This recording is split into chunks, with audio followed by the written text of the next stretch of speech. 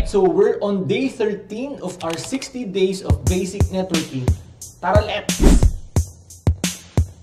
On this video, pag-usapan naman natin yung mga common Ethernet standards na ginamit at ginagamit pa rin natin sa networks today. So when we talked about Ethernet, alam natin na mostly it covers our local area network, di ba? So mostly we're talking about here, di ba? So sa LAN natin or pwedeng dun sa LAN sa data center natin. Pero most of the time it's local, di ba? So Ethernet 802.3 standards, di ba? So kung matatandaan nyo dun sa mga naunang discussions natin or probably in the future discussions or if you've been part of our CCNA Masterclass, we know that Ethernet is also equals to 802.3 standards. So nandyan yung different amendments and revisions about Ethernet. Pero pag-uusapan natin in this video or in this lesson is yung mga common ones lamang. Okay? So yung pinakauna is what we call 10^2, which means this is one of the original or legacy Ethernet standards na ginamit natin sa networks before. Legacy meaning sinauna pa siya. Okay, so sa 10^2 we have 10 Mbps, which is yun yung pinaka-maximum capacity ng speed niya. So kung i-dissect natin yan, si 10 Mbps means ito yung speed niya. And then, baseband mean ito yung, meron kasi tayong dalawa, baseband and broadband when it comes to propagating the signal. So, baseband, ang ginagamit dito sa 10^2. And then, yung 2, which basically means the distance it can cover, approximately 200 meters. Pero, to be exact, ang pinaka-maximum lang niya is 185 meters. So, that's what we call 10^2. Ito rin yung tinatawag natin na thin net nung sinauna. Okay? So, we're clear with this? And then the second one, yung kasunod niya is what we call 10^5. So almost the same thing lang din. 10 means 10 Mbps, base means baseband, and then pinagkaiba lang niya yung layo or yung maximum distance na kayang i-cover, which is approximately 500 meters. Pero ang kasamaang palad or ang pinaka-disadvantage nito is basically the speed can only be up to 10 Mbps. Kasi ang ginagamit na cable and connectors dito is yung pinag-usapan natin nung nauna, which is coaxial cable. Okay, so by the way, tinatawag din siya na thick net in comparison with the thin net dun sa naunang standard. Okay, so coaxial cable, ito yung sinaunang types ng Ethernet standards na ginamit sa networks natin before. Right? So the next one, kapag pinag-usapan naman natin yung copper or copper cabling, dito naman pumapasok yung tinatawag natin na 10^T. So, ganun pa rin yung pagbasa sa kanya. Yung 10, ibig sabihin is 10 Mbps. And then yung base means also baseband. Tapos yung T, ang ibig sabihin niyan ay twisted pair. Kasi nga, we're using twisted pair cable na dito, which is copper. Right? Diba dun sa network cables na pinag-usapan natin kanina. So, this time, we're using copper cable. So, sa 10^T, ganun pa rin. 10 Mbps yung maximum speed. And then, we're using twisted pair. Mostly unshielded twisted pair. Okay? Dun sa common. Kasi mas mura and then mas madaling i-implement. Tsaka isa pa, ang nararating lang niya or ang pinaka-maximum distance niya is 100 meters. Right? So, 10^T. Take note of that. And then, this is also called na yung standards ng Ethernet. Kasi itong dalawa nga, thin net and thick net pa ang tawag before. So, dito, tinawag na natin siyang Ethernet. Okay? Now, syempre nag-evolve, nag-discover, and nag-implement si IEEE ng amendments and improvements about dun sa standards natin. And the next one is what we call 100^TX, which means yung 100 niya, ganun pa rin, which indicates the speed. So, kung yung 10^T is 10 Mbps, so this time, we have 100 Mbps na. Okay? And then, of course, yung base means baseband, tapos yung T and X, twisted pair yung T, and then yung X is basically receive. So, that means 100 Mbps transfer and receive. Okay? So, malinaw tayo doon. So, yun yung ibig sabihin ng 100^TX. Okay? So, capacity niya, 100 Mbps. And then, of course, it still uses copper cable. Kadalasan twisted pair and yung uri ng twisted pair, kasi meron tayong dalawa kung matatandaan nyo, di ba? Sa twisted pair, we have unshielded twisted pair, which is this one. Wala siyang balot.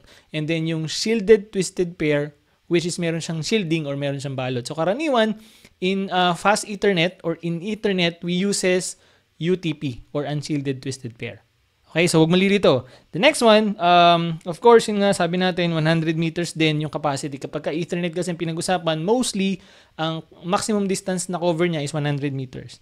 Right? So, this time, since it's 100 Mbps na yung capacity, dito na nagsimulang gamitin yung term na fast Ethernet. So, kapag sinabi nating fast Ethernet, alam na natin yun, alam na ng network engineer, ng technician, ng vendor na ang capacity is 100 Mbps. Does that make sense? So kapag meron kang fast Ethernet switch, ibig sabihin, halimbawa, 48 ports fast Ethernet switch, ibig sabihin yung 48 ports na yung kada port meron siyang 100 Mbps capacity Ethernet switch. Does that make sense? So yun yung ibig sabihin nila. The next one is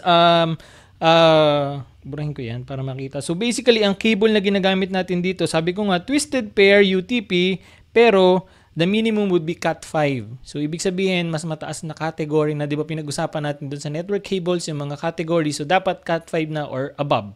Okay? Ibig sabihin, mas mataas na yung capacity ng mga wires niya. Okay? And then, of course, nagkaroon uli ng improvement. We have this 1000 base TX, wherein, of course, from the number itself, 1000 means 1000 Mbps, or that's equivalent to 1 gigabit wait, rewind natin. 1 gigabit per second. So, 1,000 Mbps is equals to 1 gigabit per second.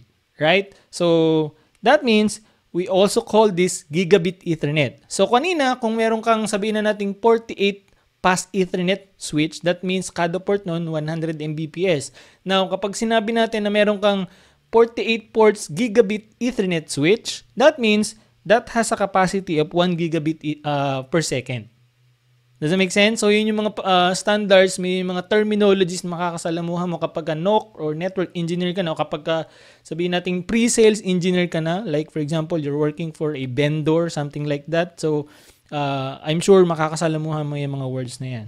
And then, of course, we can also use Cat5 or Cat5e and above if we are implementing 1 gigabit Ethernet or gigabit Ethernet in short.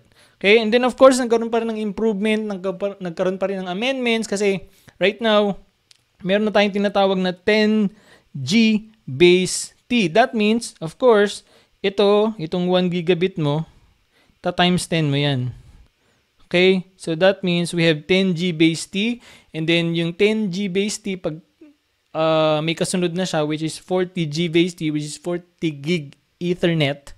So, ganun din. Times 4 naman yung 10G base T mo. So, yan yung mga amendments, yan yung mga, kumbaga, succeeding Ethernet standards or speed or implementation technology na meron tayo today. Actually, may mas mabibilis pa dyan, which is basically pag-usapan natin in a bit, which is yung fiber. Pero, you're getting the point here. These are basically the standards that we can see in implementation of our Ethernet.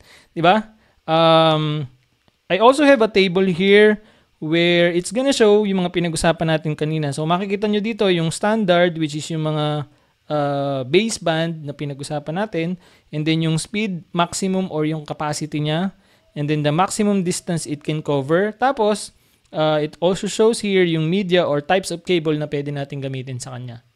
Okay, so we're clear with this? Good. Now, let's go ahead and talk naman yung about fiber. Kasi of course, magkaiba ng speed and implementation kapag copper at saka kapag fiber. So sa fiber, alam natin na we have two types of fiber, diba? So we have single mode, which is yung mabilis pero mahal. And then we have multi-mode na medyo mura pero hindi ganun kabilis compared sa single mode. So si single mode is basically can cover up to 5 kilometers approximately. And then si multi-mode can cover up to 550 meters approximately. Kasi depende nga sa implementation, depende sa devices, depende sa type of fibers na gagamitin mo and so on. Pero approximately or estimated, ganyan yung standard natin. And then when it comes to Ethernet over fiber standards, we have the following. So, we have 100 base FX. So, almost ganun din yung comparison niya. Like, this is the speed, this is the technology propagating the signal, which is baseband, and then yung FX means fiber over Ethernet. Okay? Now, or Ethernet over fiber. So, 100 base FX means 100 Mbps yung capacity niya. Like, so 100 base FX Ethernet standards, we have, or mostly, we use is pair of multi-mode fiber. Ibig sabihin, dalawang pair ng multi-mode. Right? So, napag-usapan na naman natin yung multi-mode kung ano yun, and then kung ano yung characteristics niya. So, another one, so, kapag half duplex, we can have 400 meters in distance, or kapag full duplex, we can have 2 kilometers. So, yun yung characteristics natin kapag sinabi natin na 100 base FX Ethernet standard. So, this is Ethernet over fiber. Okay, ibig sabihin, dun sa Ethernet implementation natin, fiber optic cable or cabling ang in-implement or ginagamit natin. Right? So, the next one is we also have 100 base XX or short range natin na tinatawag. Ang kaibahan naman nito, it uses LED optics or LED optical fiber. Now, ang pinakaiba niya, it can cover up to 300 meters. Okay? So, the next one, we also have 1000 base SX. Actually, we don't really need to memorize, or kumbaga hindi naman natin kailangang maging dibdibin yung types of cables and their characteristics, or kung what do you call this, kung paano sila ginagamit in the network. We just really need to understand kung ano yung characteristics, ano yung fundamental nila. Kasi kung tutuusin, I'll tell you honestly, nung naging network administrator ako, naging network engineer ako, hindi kami nakaranas maglatag ng kable. Although meron siguro mga paisa-isa, like for example, nag-testing or nag-implement naglagay ng bagong server or bagong switch, pero in most cases, nakalatag na yan. We hire a structured cabling company or vendor para maglatag mismo ng kable doon sa opisina or doon sa network namin. So, meron talagang expert dyan, yung mga network cable technician natin, fiber optic technician, na sila yung nag-crimp, sila yung tawag doon, papunch ng mga tapos sila rin yung naglalatag from the kisame and then going to our patch panels and so on. Okay? So, as a network engineer, we're more dealing with configurations and implementations ng mga protocols. Okay, so going back, so kapag 1000 base SX, ganun din. So 1000 Mbps, this one, SX means short range, right? So, hindi pala. Short wavelength pala. It's short wavelength. SR pala yung short range. So kapag SX, short wavelength.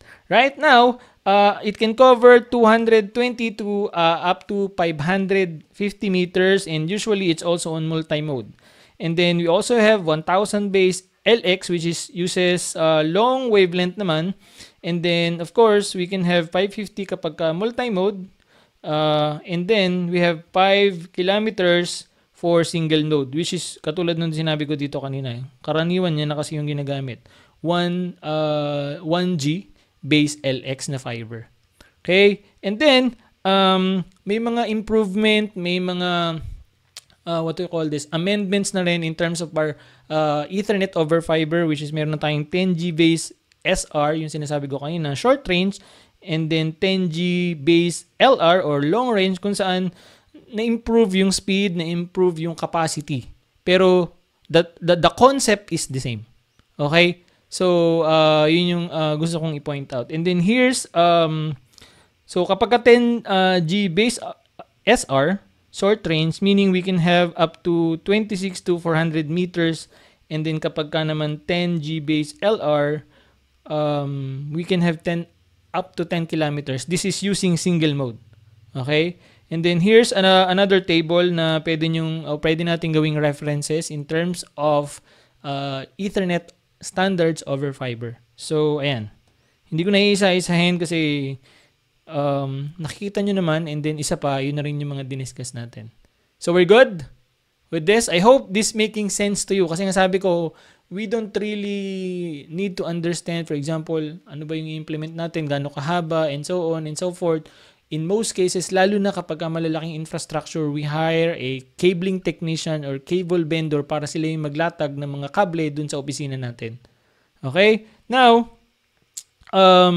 before we moved on, or before we end this lesson, kapag pinag-usapan natin yung fiber optics or Ethernet, fiber over Ethernet or Ethernet over fiber, we also have what we called WDM or wavelength division multiplexing, kung saan ang ibig sabihin no, we can have bidirectional communication in a single strand of fiber. 'Di ba? So ang pinaka-illustration nito is what you can see on your screen right now. So basically, ito yung fiber optics natin. So ganyan siya. Yan yung fiber optics natin. And then from that single strand ng fiber, we can have different channels that can accommodate different or many data or different types of communication. So as you can see here, 'di ba? So we have data channel 1, 2, 3, 4. So ang nangyari is dinidivide natin in some way yung wavelength para mapadaanan natin yung single strand ng fiber ng maraming signal. Does that make sense? Right? So, kumbaga ito yung fiber natin, di ba? So, supposedly, okay, in traditional way, isang signal lang yung pwede mong padaanin or isang channel lang dapat meron ka. Di ba? Or isang data lang ang magta-travel for that single strand ng fiber. Pero with the help of what we call WDM or wavelength division multiplexing, ginagamitan natin yan ng mga multiplexer natin na tinatawag, na-divide natin or napapadaanan natin ng maraming wavelength and we can have maraming data going or passing through that single strand of fiber. So yun yung pinaka-concept behind wavelength division multiplexing. And then kapag pinag-usapan natin si wavelength division multiplexing, meron tayong dalawang main what we call this technology, which is yung coarse WDM as well as yung dense WDM. So yung coarse meaning ang pinagkaiba lang naman nilang dalawa, as you can see on your in the illustration here, is kapag ka-coarse, malalapad yung channel natin or yung kumbaga we can only have, since malalapad yung channel or yung pag-implement ng multiplexing natin, it can only accommodate a number of or a minimum number. For example, based dun sa nabasa ko, it can have 8 to 18 channels kapag ka CWDM. Right? So, ibig sabihin kasi malalaki yung pagitan niya. Think of it like Commonwealth or SLEX, 8 lanes. Something like that. Diba? So, yung isang malaking kalsada, ginawa nating 8 lanes sa halip na isa lang. Diba? So, with the help of wavelength division multiplexing, ginawa natin ng 8 lanes. So, dinidivide-divide natin para maraming makaraang sasakyan. So, kapag ka-coarse, malalapad yung ginawa niya. Now, kapag dense WDM, maliliit naman, marami. Dun sa fiber optic reference na binasa ko, it can accommodate up to 200 channels. Diba? So, meaning, mas marami kang pwedeng mapadaan with the help of dense WDM kasi nga maliliit yung channel niya. Ay marami, at saka maliliit, so marami kang pwedeng mapadaan. Mas mabilis pati yun. Right? So, basically, that's what we have for Ethernet standards. And again, sabi ko nga kanina, we don't really need to have a deeper kumbaga detailed knowledge about this kasi in most cases we hire a vendor or we hire a subcontractor or contractor na nag-i-implement ng what you call this, ng mismong network or structured cabling sa ating infrastructure. Ang kailangan lang natin, ano yung requirements, ano yung devices natin, ano yung capacity ng mga devices natin, ano yung kailangan or kayang isupport ng mga protocols na i-implement natin kasi tayo as network administrator and network engineer tayo yung magko-configure nun. Pero yung maglalatag ng kable, magpa-punch ng mga patch panel at saka yung cables, no. It's being done by mostly network technician. Pero of course, kung dun yung path na gusto mong tahakin, makakatulong itong mga basics and fundamentals na ito. Pero if ang gusto mong tahakin na path is more on network engineer in the, for example, configuration side or implementation side ng mga routers and switches and protocols, so we focus mostly on the configurations. Alright, so before we end this lesson, I'm here at Wikipedia para mas mabilis. Kasi kapag pinuntahan mo dun sa IEEE website mismo and then you look for each of the standards, sa sobrang dami na, is mawiwindang ka na. So, consider this as an additional information na lang wherein makikita natin yung mismong Ethernet standards tapos yung mga short code niya, like the IEEE 802.3, yung original niya, and then yung mga letter, which is yung mga amendments and what do you call this? Succeeding versions niya kung saan yun nga, ini-improve or ini-enhance natin yung mga standards mismo, yung mga specifications. So yung mga letter na yan, meron silang mga meaning. Hindi ko na iisa-isahin kasi nga gets nyo naman na to. Okay? And you can check on Wikipedia na lang, or if you want to get deeper or if you want to get very detailed on this, you can visit the IEEE website and then look for that Ethernet standards. Okay, so yung pinaka-mother standards is what we call 802.3, right? And it defined the LAN architecture, which is basically Ethernet.